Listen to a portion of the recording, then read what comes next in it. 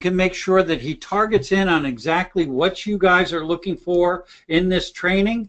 And the first question is a pretty easy one. It basically says, are you using Azure today? And if you could answer yes or no for us, it's just take us a minute here and we'll take care of this. Right now, it's about 50-50, guys. 50% saying yes, they're using it. Right now, it still is 51-49. Just give me a couple more seconds here. We usually last about 30 seconds per question. We're at 80% participation. Thank you very much. All right, so we had 85% and 54% of the people are using Azure today. That's a good thing. All right, and then our next question is, how many, if you're running it, if you're not, obviously it's 0, but how many VMs are you running in your Azure environment today? So right now, the people that aren't in Azure are the ones that are answering. I got 63% of our questions are 0. But out of the other ones, I have a couple people at over 200. I got, some people at the 51 to 200. I got 23% at 1 to 5. So a lot of people are putting their toe in the water with Azure. I got just a couple more seconds here. I got 77% voted. Okay, let's go to our last question that I have for you. And basically, what workloads are you planning on running in Azure in the next 12 months? And you can pick multiple if you're doing test and dev, if you're doing DR and backup, database, and so on. So right now, I will tell you the leading candidate right now is test and dev at 63% of the respondents. Almost 50% though DR and backup. So that's a very, very popular one. So again, we got 69% of the people, 70% of the people. So, okay, well, thank you very much. And it just ended up, as you can see, test and dev at 63, 45% for DR, 38% database, 34 for web services, and 31 for other. With that, I'm going to turn this over to Jason and have him start the training. All right, thank you, Kevin. So you might be asking, who am I? So here's a very brief bio. I've been working in the Azure space for a little over 8 years. I actually got involved prior to the general availability of Azure. And as Kevin said, I'm a Microsoft MVP. There are 30 of us in the United States and more of us worldwide. So this seeing eye chart that I'm showing you, one, it demonstrates there are a lot of services running in Azure, but it's also out of date. Right now there are over 77 different services. When Azure first came out became generally available in February 2010, there were just 3 services. You had Platform as a Service, Azure Storage, and SQL Azure. But today, as you can see, there are many, many more services. We, of course, cannot cover all of these. We're just going to cover a sub-segment really focused around infrastructure. Now, right now, there are Azure data centers all over the world, 38 regions, which combined is more than AWS and Google. So with this Azure 101 training, we're going to cover virtual networks and virtual machines, and then a number of other items related to Azure infrastructure. So to get started, I just want to show you a general kind of network diagram, something that you probably have set up on premise or in a rack that you have in a data center. And you have a network, you have a DMZ where you have your web servers, you have an internal network where you have your database servers, just kind of a basic layout. The point here is that in Azure, you can quickly and relatively easily build out anything that you could build in your on-premise data center or in racks that you have in other data centers. Now, the good news is the basics have really not changed at all. It's just the names of the different puzzle pieces and how you put them together have changed a little. So coming into this, in the cloud journey, a lot of what you know already still absolutely applies. You just have to learn the new pieces. So in the Azure perspective, that same diagram we were looking at, We start out with an Azure Virtual Network, and that's this dotted line around the outside. In Azure, you can have one or many virtual networks. And these are private networks that you set up, and you control the internal IP address ranges that exist in that network.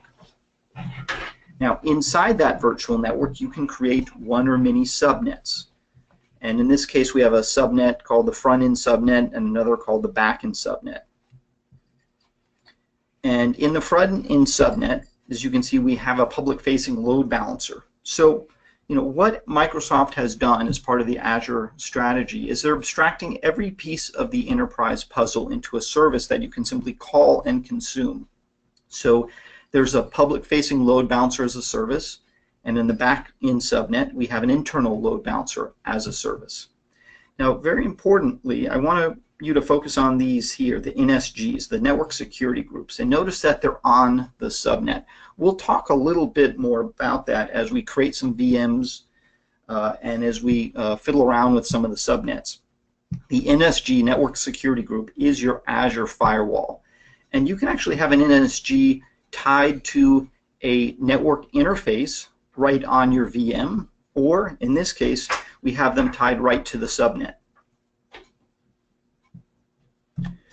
All right, now from here, at the end of each section, I'm actually going to go into the Azure portal and we're going to walk through and demo some of the things that we were just talking about. So this is not just PowerPoint. All right, this is the Azure portal. For those of you who are not too familiar with it, a couple things I want to point out. You start out in the dashboard. What a lot of people don't know is that you can actually customize your dashboard, and you can have multiple dashboards, and you can choose what is on each.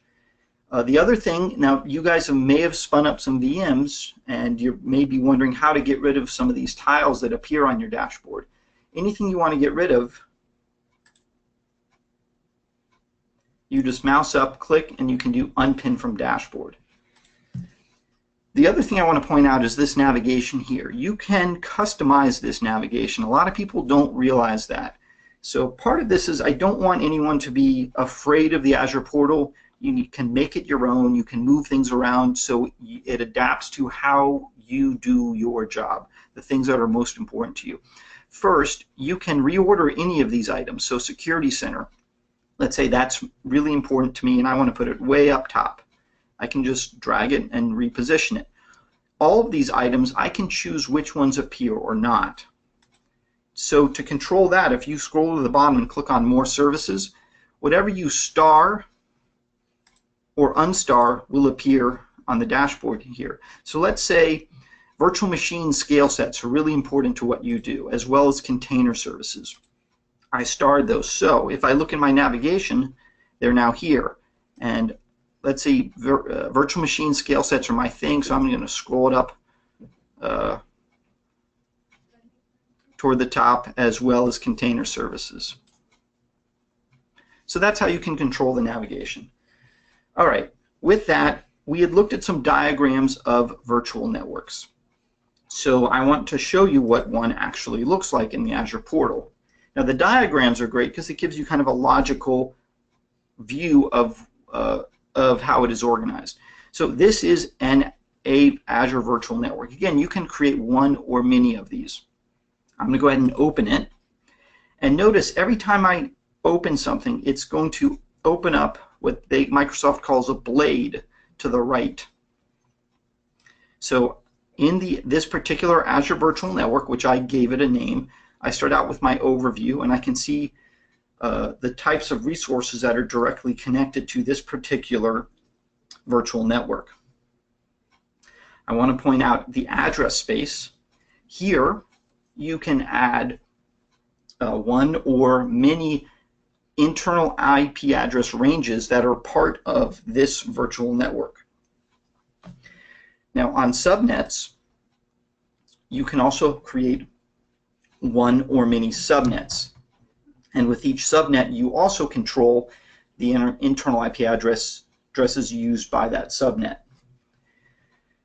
And I named one front end, one back end, and then I have a gateway. We'll talk about that briefly. And then I have a couple others, which we'll explore in future sessions. I do want to point out, right here we have the network security group, and I have 3 network security groups associated with 3 different subnets. We'll come back and talk about those in a little bit. All right, but for now, let's go ahead and create a virtual machine. And this menu here, I'm able to open it back up by just clicking on those horizontal lines up top. All right, so virtual machines, I have a couple already. Let's go ahead and walk through how you would create one. So first you can choose a virtual machine template. There are many templates already created that are ready for you to have added to your environment. You can also create your own custom templates that you can reuse anytime.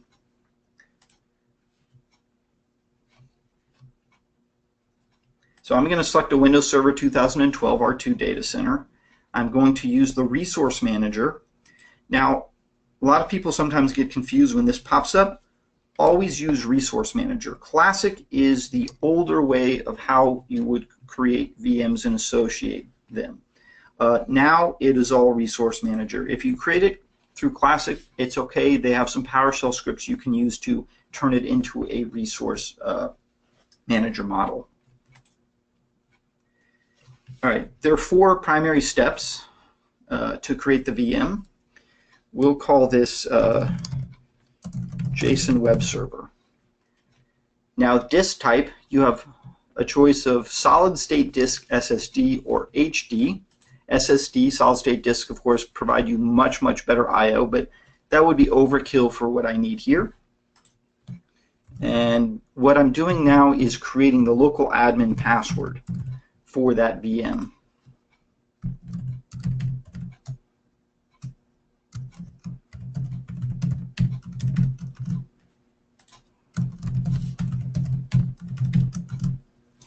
And I'm selecting my particular subscription, and I'm going to use an existing resource group. Resource groups are a way of organizing different Azure resources in particular groups. They don't have too much effect on their use, other than you can have items in a chosen resource group all deployed to a particular Azure data center. So I'm going to go ahead and use one a resource group I have called testing. And I'm testing I have associated with South Central US. You know, I could choose another Azure data center around the United States, around the world. All right, lastly, I have the option of using my own operating system license or doing the pay-as-you-go model for the license. And it did not like the spaces I put in the server name. All right, so I'm doing okay, and this is taking me to step 2, the size. It's going to present some recommended sizes. Go ahead and click View All to see all of the options available.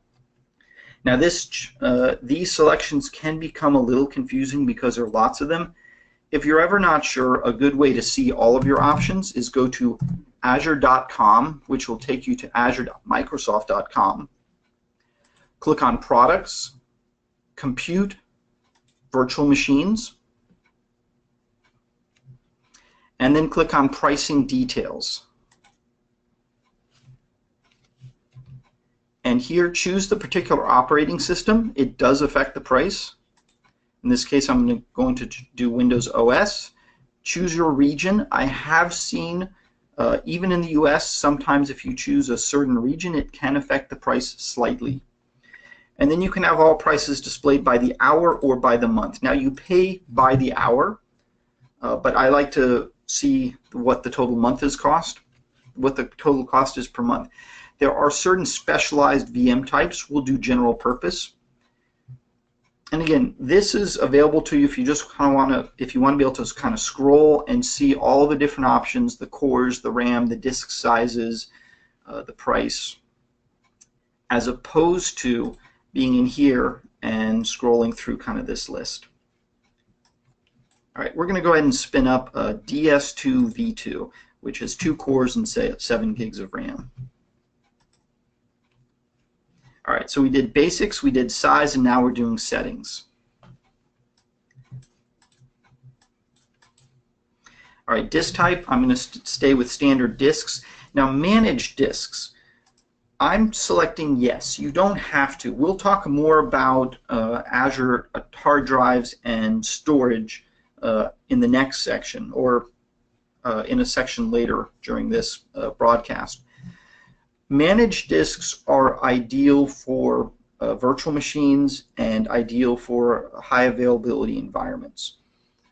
You don't have to use managed disks. There is a pricing difference, but if you're doing a virtual machine, you want to attach a drive, go ahead and use managed disks. All right, virtual networks. It will create another one for me as I'm creating this virtual machine. But in this case, I want to have it use the existing virtual network I created. In this case, I have one, so it appears here, and I select it. Now, this is going to be a web server. I said JSON web server as the name. So for the subnet, I would want the front end, but I'm going to purposely select the back end because I want to show you later how to fix that type of mistake. So I went ahead and select the back end. We'll let it create a new public IP address, and I'm going to let it create a new network security group. And I'm going to show you how to change that as well after we've created it. Extensions are great. It's kind of a longer topic, which we don't have time for, but there are a lot of great extensions available for you. I do want to spend a little time on the availability set. Now, there are some things that when you create a VM can only be selected at the time of creation. Availability sets is one of those, and there's a reason behind that. So an availability set allows you to get the 99.95 SLA that Microsoft offers for virtual machines. Now, to get that, you have to have at least 2 VMs in the availability set. An availability set does not mean load balancing. That's available as a service, but it's not the same thing. It doesn't mean clustering. An availability set controls where the virtual machines are, what sections of virtualized hardware in the data center they're created on. An availability set is going to help protect a VM from planned and unplanned outages. Let me explain that, because it is important, and it's one of the things you have to set at the time of creation of the VM. For planned outages, that means at some point Microsoft has to do some kind of update to the virtual machine or to the virtualized hardware that virtual machine uses. So with a planned outage, they can bring a VM down. Now, when they do that, they will spin up a real-time clone of it. However, when they spin up the real-time clone, depending on how much you have running on that VM, it can take a period of time for it to be fully available. Maybe it's a minute, maybe it's 3 minutes. It all depends on how much you have running on it. That's for planned outages. Now, the unplanned outage, and this is really important with and a primary reason that you have to choose high availability set at the time of creation. It's going to, when you add another VM to the same availability set, it's going to create them in a separate segment of virtualized hardware. Now, each segment of hardware, CPUs and memories and network interface cards already have their own redundancy built in. But let's say something goes terribly wrong with one set of already redundant virtualized hardware. The other VM in the availability set is in a separate segment of virtualized redundant hardware. So it makes sure that they're not both in the same set, even though each set is already redundant. Now, a 99.95 SLA, what that means is that in a given year that you can have up to 4.38 hours of downtime. So that's what a 99.95 SLA brings you. All right, just want to cover that so that was clear. All right, and by default, for all diagnostic data around the VM, it's going to put it into a storage account. Instead of having it create a new storage account, I've created a single storage account that I use for all diagnostic data. And I'm going to go ahead and click OK. All right, so we're at the last step, step 4. All that does is create a summary for me to look through. It does a validation. The validation passed. I can go ahead and click on OK. And now it's creating that virtual machine. And notice that it automatically added it to the dashboard and it says deploying.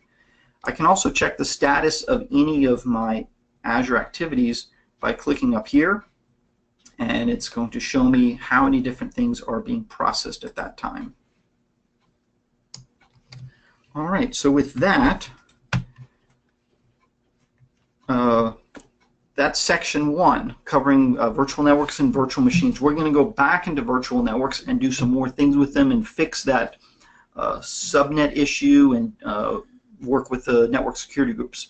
But I do want to take a quick pause and see if there have been any questions.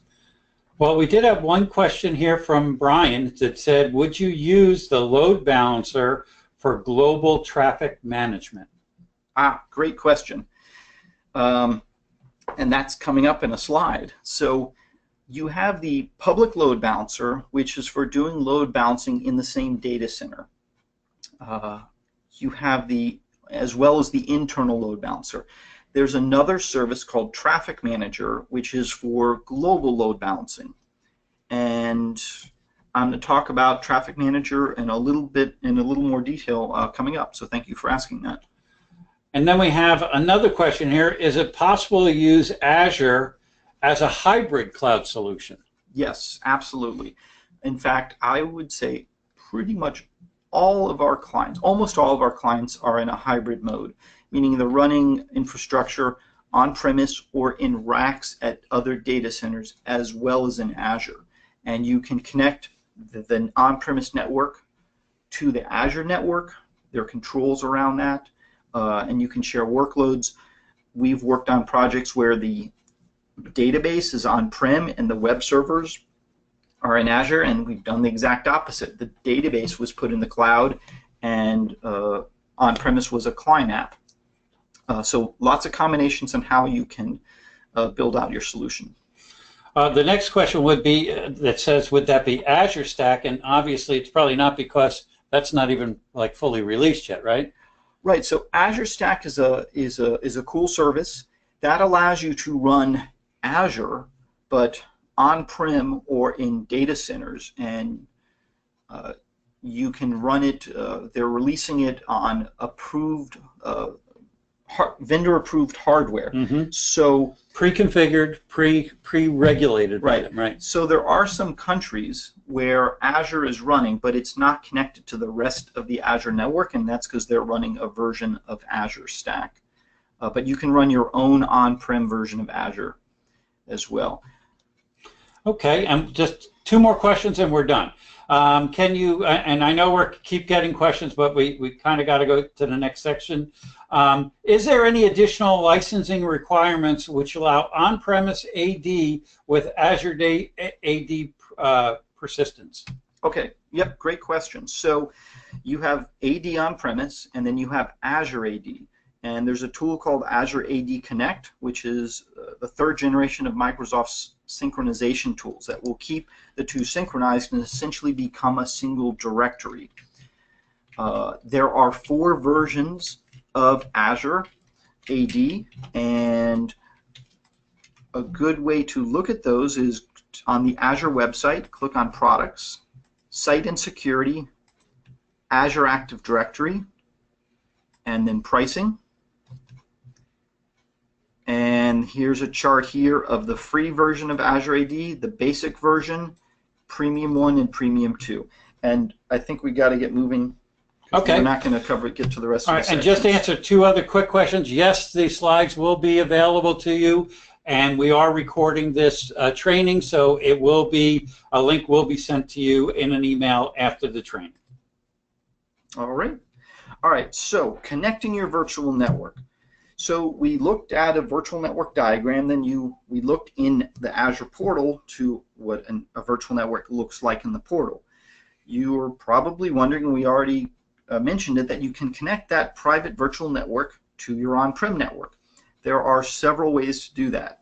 One of them is doing a site-to-site VPN connection, and that's where you do a tunnel from your on-prem VPN device to your Azure virtual network, and essentially that will make all of your Azure resources part of your local network. Now you get to control what resources in your on-prem network that the resources in Azure are allowed to see. A lot of people get stuck on that sometimes. You have to specifically add which IP address ranges that the resources in Azure are allowed to see in your on-prem network. And that's a good thing because you don't want it just wide open. You want to be able to control what it can see and work with. So that's a site-to-site VPN. Now, either in addition to that or just by itself, you can add a point-to-site VPN connection. This is essentially a VPN client that you can install on a PC, laptop, or a server, and you can run the VPN client and connect to your Azure Virtual Network. Now the third option is ExpressRoute, and that's Microsoft's service for working with MPLS providers. So if you use MPLS, you can have an MPLS connection right into Azure data centers. All right, and this ties into a question asked earlier. Here's a basic virtual network diagram, but what happens if you are setting this up in multiple data centers? In this case, 3. Now, the load balancing that you can set up is called Traffic Manager, and it works in, there's 3 modes of operation. Now, Traffic Manager not only allows you to do load balancing between and among Azure data centers, but you can also have it do load balancing with on-prem resources as well. I had one client who was paying about $600 a month for a third-party service to do exactly this, and we ran it through the Azure calculator, and to do it all in Traffic Manager was a little over $5 a month. So there are a lot of little services in Azure that you can just start using that could potentially, reduce your monthly spend. The 3 modes of operation for Traffic Manager: you have a weighted round robin option, you have a disaster recovery option, and then you also have performance mode. Performance mode will take the user who's connecting to the resource to the closest, most available endpoint. All right, with that, let's jump back in to the Azure portal. And the first thing, let's look at the virtual network again. And I want to open up the subnets. So as you can see, with each subnet, I have it associated with a security group. Now, each of these services are abstracted into an individual service. So I could click through here, but I want to show you in the navigation, there's also the network security group section. And here I can look at all of the network security groups that I created. And what I want to look at is my front end network security group. I start off in an overview. I'm going to go ahead and click on inbound rules. Now there's a mistake in this that I'll walk you through on how to correct. But before I do that, I want to show you some of the hidden rules. And you do that by clicking this button up here. It says default rules. So now you can see priority matters, because the higher the lower the priority takes precedence. So the first Azure firewall rule with a priority of 65,500 is deny all inbound from any source to any destination, any port, deny. So everything by default is denied. So anything we add above this is opening up or making things more specific. These bottom three are default rules. You don't get to get rid of them. And they're good. Deny all. The one above that is so that if you add load balancers, they're going to work with your VMs. After that, communication within your virtual network with your VMs works. So those are the default rules. These are the ones you can add. So I have HTTP, so port 80 from any source to any destination is allow. Now we can talk about port 80 a little bit more, but we'll do that in another section. I do want to focus in on SSH. Now this is a Linux box. For those of you not familiar with Linux, this is essentially how you would RDP to Windows. Now here, my VMs are in a virtual network. I don't think I want it open to the public internet for anyone to SSH into. So I'm going to go ahead and click on that inbound rule. Now they make it easy with source, any, CIDR block or internal IP address ranges. This is kind of really the best thing to do so you don't open up to everything in your internal network. You can specify the specific machines, or you can go to tag. And I'm going to do that because it's really easy and it makes sense. So internet means everything. Virtual network just means people inside my virtual network are able to SSH to that box. That's what I want to do. I'm going to go ahead and click Save. All right, so up here, I have that little notification. I can click on this box, and I can see the status that it's, and it finished updating that particular rule.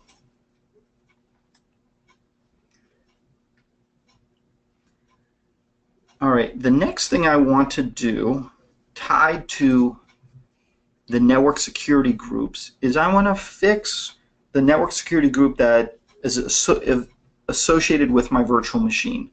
So I'm going to go to Virtual Machines, and I'm going to click that machine that I just created, JSON Web Server.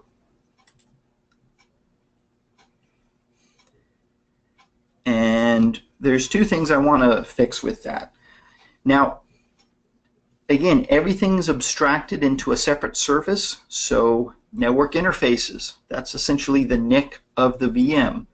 That's an isolated service. I'm going to go ahead and click on that. Now notice I have to select it, so that does mean you can have multiple virtualized NICs on each machine. All right, so with that network interface under the IP configurations, you know, when I first created this, I wasn't paying attention. I selected backend. I don't want it in the backend network. I want it in the front end because, you know, in the DMZ area so people can connect to port 80 and 8080 and 443, which still need to be added to the inbound rules. But it's very easy to change it. I just click on front end, and I'm going to click Save. So it's saving the network interface. Now, it did warn me ahead of time that it was going to have to restart the VM in order to utilize the new subnet. Now that could take a little while, so I have another VM already created, and a little while means a couple minutes, but you know, our time is valuable right now. I do want to show you, I created another box, and I'm clicking the network interface card. Before we were looking at IP configurations. Now this is a different VM. It's just like the one we created. It has the same problem. That VM is associated with a brand new network security group that it created. For organization and for streamlining the rules, I don't want the network interface for this VM with its own network security group, because I added that VM to the subnet, and I want to control the firewall at the subnet level for the front end. So to change that, I select it, and I do none, and save. Now the VM's protected because earlier what I did, I had switched the VNets already had a network security group assigned to them. So hopefully that makes sense. And let's just look at those network security. Actually, we'll look at the VNets one more time, the virtual network, and then we'll look at the subnets in it. And if you remember, those subnets are assigned their own network security group. So it just makes it easier for me, instead of having an NSG for each individual network interface on each VM, if I work off of the security group at the subnet level. And that's what the diagram that I showed you represented.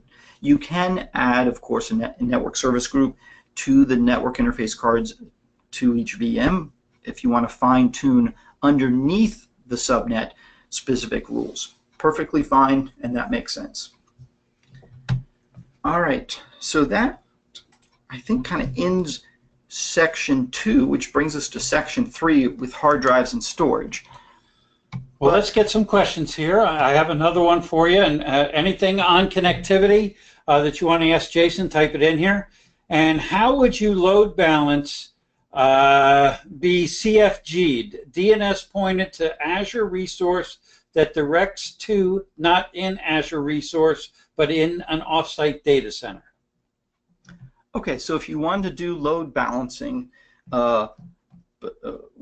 between resources that are in Azure as well as on-prem, you'd use Traffic Manager.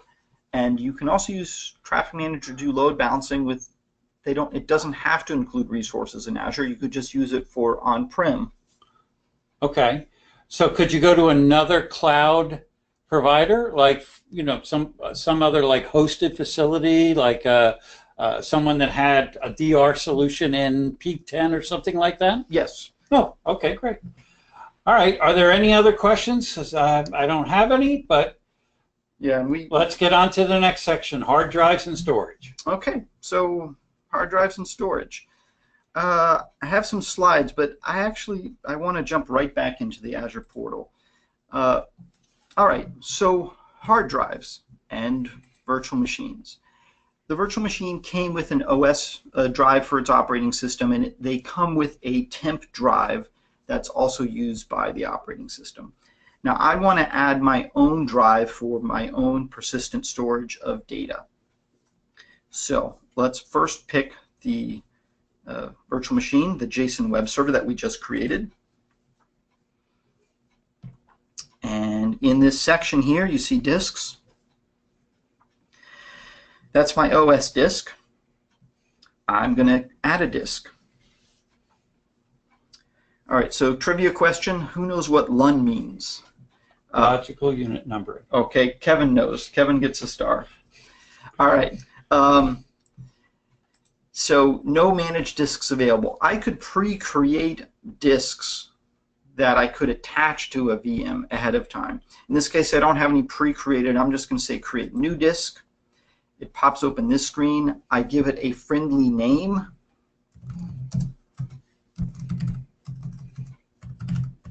This is internal. This is not the volume name. It's just for your own internal use.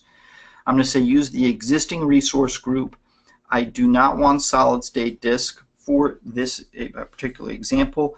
I'm going to start with an empty disk. I'm not using a snapshot that I took of another VM. I'm not using one in blob storage. Empty disk, and I'm going to set this to 128 gigabytes. So that's an uppercase B. Mm-hmm. And we'll go ahead and create. Now it's validating it.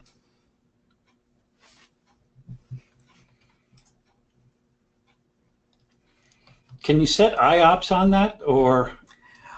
No, you can't set the IOPS. You can look at the different storage options, and there's different IOPS from standard storage versus premium storage.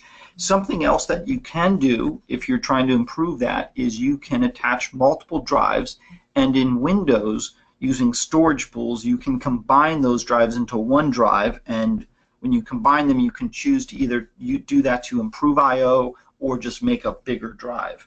Okay. All right, so it added that disk. Now, something very important here, it's not actually saved yet. And the reason is because I might want to add 8 disks right now. And so I can just click, add, click, add, click, add. What I do need to complete this process is click on Save here. So I'm going to go ahead and do that. Somebody asked a real good question. You pick hard drives all the time and not SSDs. Are SSDs that more expensive? Oh, great question. So while it's saving that, there is a pricing difference. Now, we use SSDs on some of our boxes for particular workloads, and we use a standard. It all depends what you're using it for. Now, this happens to be my personal demo account, which is the real reason I'm choosing standard drives right now. But to look at the prices, again, don't be afraid of the Azure Portal. Click on Products, Storage,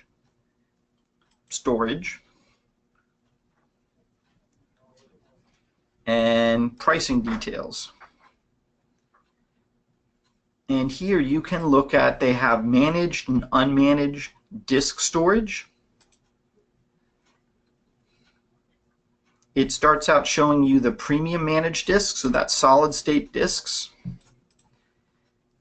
what the cost is per month for that solid state disk, and then for standard storage, what the cost is for that same disk. So for a 512 gigabyte, for standard, it's $10.88 a month. For solid state, it's $66.56 a month. Okay.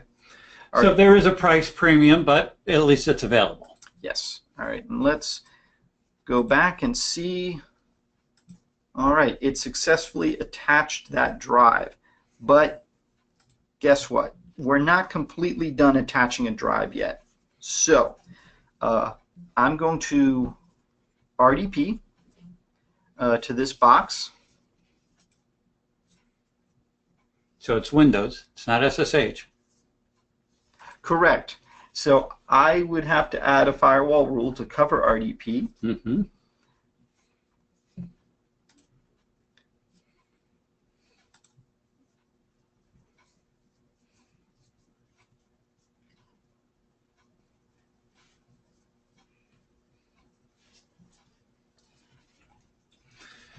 So while this is doing that, let's see what other questions I have in here for you. So, one question asked about Active Directory. It turns out I do have a firewall rule for RDP. Okay. But that's okay because I have another machine that we can use to walk through that process of finishing the attached drive. Oh, okay.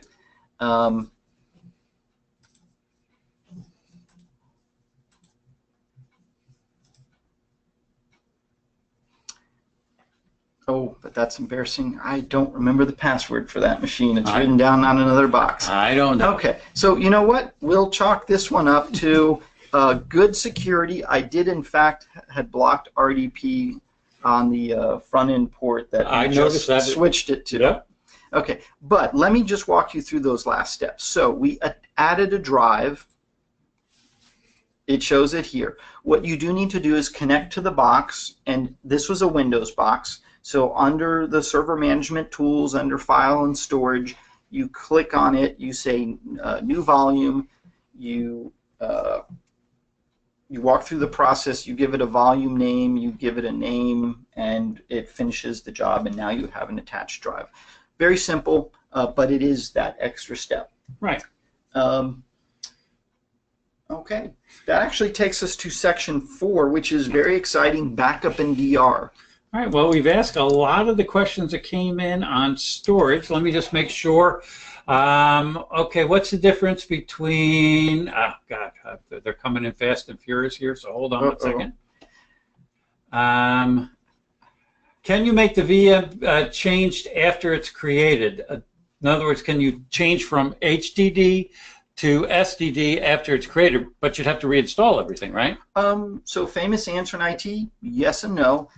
First, one, you can add additional hard drives, and I can make some standard drives, and I can make some solid-state disks.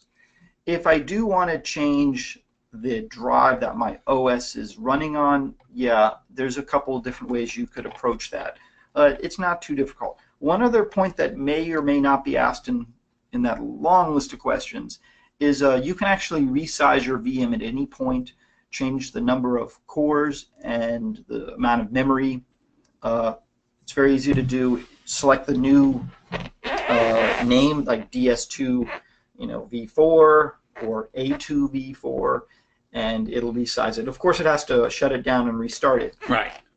There were a couple more items on storage I'd want to cover. And one of the question here is what's the difference between a disk and blob storage? So I think this fits right into what you want to cover, right? Perfect segue. So the disks were created in Azure Storage. Now, beyond disks, there are more things that come with an Azure Storage account. You can have one or many Azure Storage accounts. Each Azure Storage account can hold up to 500 terabytes, unless that's changed. Last I checked, it was 500 terabytes. Now, each Azure Storage account, by default, comes with these services built in. Whether you use them or not, it's up to you. You have blob storage, which is for unstructured object data. So like backups. Or binary objects. Okay. An EXE file, a Word, a PDF, a CSS file. Just so like files. A file share. Well, yeah. Table storage, which is like a big spreadsheet in the cloud. It's columns and rows of data. So some app developers have figured that they can actually write an app and have it use table storage because they didn't actually need a relational database for the type of app they wrote. And table storage is cheap and it's fast. Queuing, that's little messages for workflow processing. And you do have file, which is like it's an SMB shared storage. And you can connect it to laptops and servers. So it's like a file share in the cloud. It is a file share in the cloud. And wow. We love this. We use that for a number of different things as well as And is that managed servers. through AD? From an access standpoint? You can manage it through Azure Active Directory. Oh, perfect. Okay, great. All right. Now, something else I wanted to show on the storage side is you do have the option of hot versus cold storage. You, of course, pay less for cold storage. And there's the whole topic of redundancy. So Azure Storage is by default redundant. LRS stands for locally redundant. There are multiple copies in the same Azure data center. Geographically redundant, there are multiple copies in 2 different data centers. And then they have this other option called RA, read access geographically redundant, which means not only is the copies in the other data center available for disaster recovery, but you can also read off them. So that improves I/O performance if you're using storage by some system. We better get on to the next section. I got 2 quick questions for you. Okay. Once it's deployed, can you resize a VM? Absolutely. Okay. And can you hot add a CPU? Yes, so by resizing the virtual machine. Okay. Those are the 2 quick questions. Let's get on to the next section. Okay. Well, last thing I want to show quickly, blob storage. Oh, so okay. Publicly accessible files, binary objects. CDN, Content Delivery Network, you can enable it for free. It copies that object into all of the Azure data centers, and when someone connects to it, it'll take them to the closest, most available one. And how much does that cost? It's free to turn it on. Really? I thought that was like $1 million it used to be. Well, that was back in 1998 and 1999 with Akamai. Back then, it was a minimum of $1 million a year to start using a content delivery network. Now, it's free to turn it on. You pay for the outbound bandwidth, but don't worry. Outbound bandwidth used to be a way for data centers to get big margins on you. It's very inexpensive. If you don't believe me, you can go to the Azure calculator and see what the monthly cost is. So cost of computing just went way down. Yes.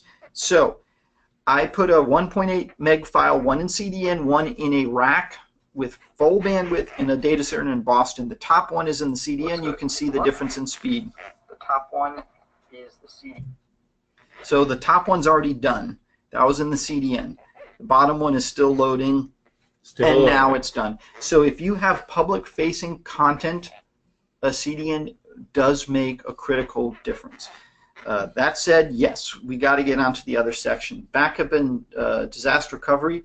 You know what? I'm going to skip the slides and we'll go into the real stuff. Okay, and I'm sure that's what David's waiting for. He asked a question about backups. Okay, so 2 things with backup and recovery that I definitely want to cover. First, let's see, Recovery Services Vault. This is where it all starts. You can quickly create a Recovery Services Vault. Just click Add, give it a name, the subscription, select the resource group, and go ahead and click Create. This one doesn't take it long at all to set up. But I do have one already created.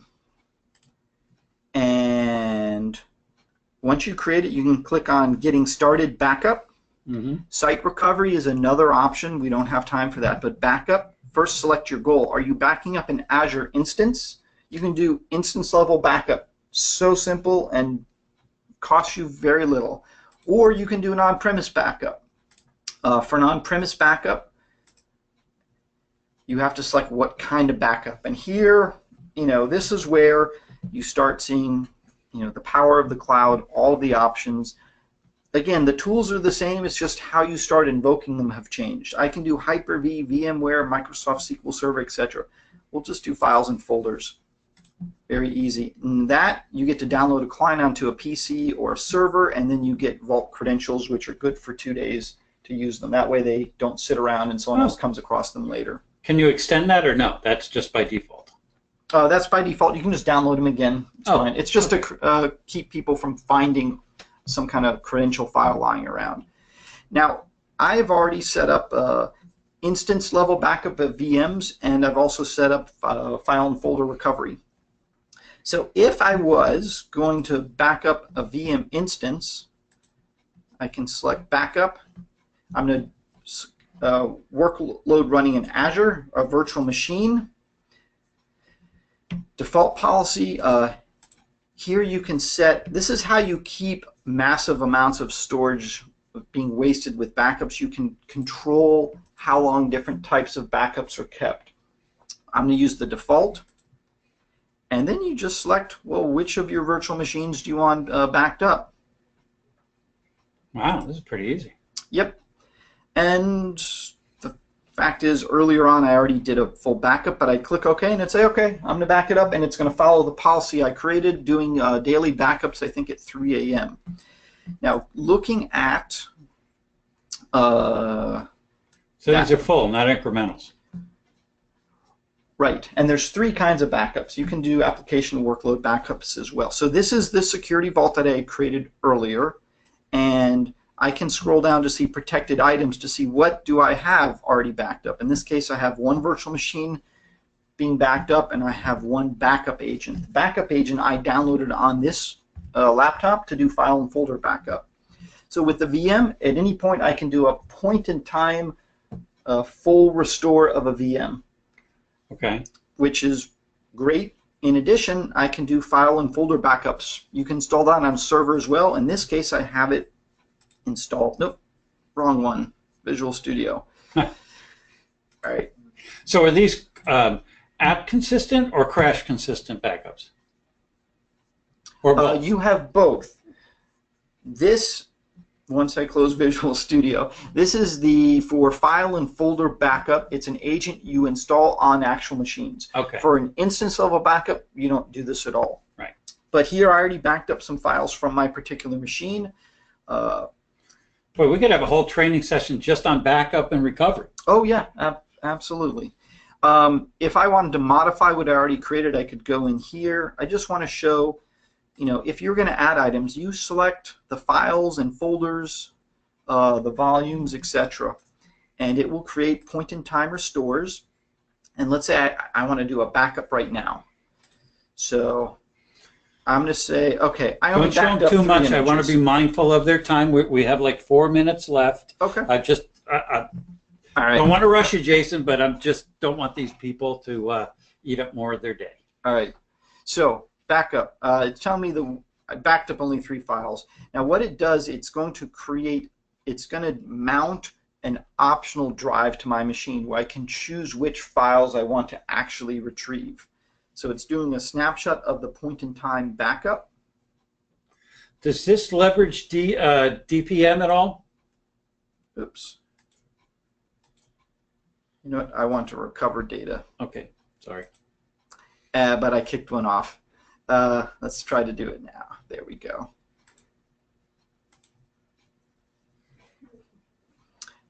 All right, so I'm selecting the volume of my point-in-time backup. I can choose which backup. Mm-hmm. I'm going to go ahead and mount it. And you're going. And this could take a couple seconds, so if you want to throw me one of those questions. So I did it. Does this leverage DPM at all? What if you have a DPM on-premise? Azure Cloud has 3 free copies of each VM on LRS. Why do we need backup? Right, great questions. DPM, I'm not familiar with that acronym, so I'm sorry. I'll skip it for now. I might probably remember in 20 minutes. Azure Cloud has 3 free copies of the VM. Okay, so the point of that's real-time copies of the data. So the reason you might want to do an instance level backup of VM is to say, oh, we need to go back to the version from last week. Right. It's for a point-in-time restore. Okay, so here it just mounted the drive, my recovery drive, and in this case I only had 3 files. Data Protection Manager. It's a Microsoft tab. Okay, so here are the 3 files, and it just so happens that I had lost my copy of the food truck that our CEO brought to the company last year, and I really wanted this picture back. All right, well, we better wrap this up. I know we're getting right here on the top of the hour, and I do want to thank everyone's participation, and we really did get a lot of questions. In fact, I got just 3 more quick poll questions for you to hope this helped you out. The first one that I'm going to post out here is would you like to receive some templates for Azure for Visio and for Visio templates? If yes, just click on there real quick for me, and we'll make sure we send you out this whole array of Visio icons and templates so that when you're mapping out your Azure environment for your boss or for your office, you can do that. So just to let you know, that's there, and 89% of the people said yes, so that works out.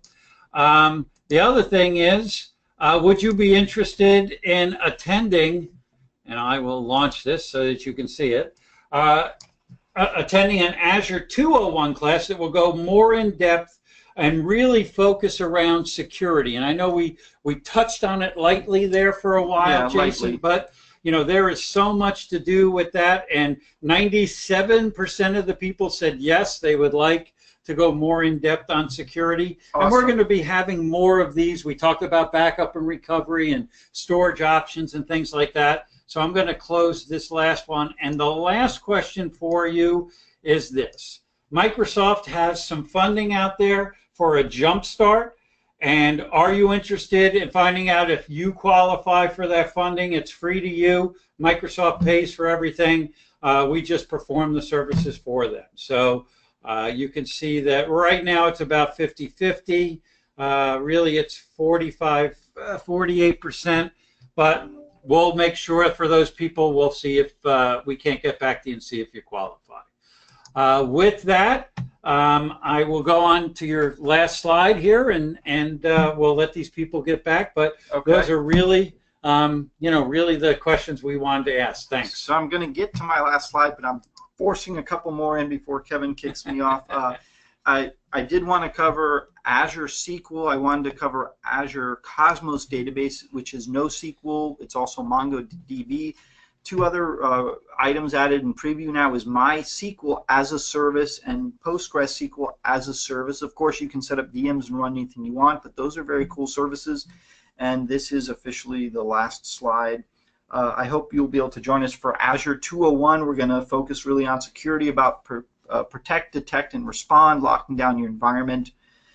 The templates we talked about, the jumpstart. And for those of you, MessageOps is Champion's cloud division. That's why you see MessageOps on the screen. It's part of our company, but it's focused on cloud. It really is. That's their whole thing in life is to help companies come up with a cloud strategy, help them migrate workloads, find out which workloads are the right workloads to go, and so on.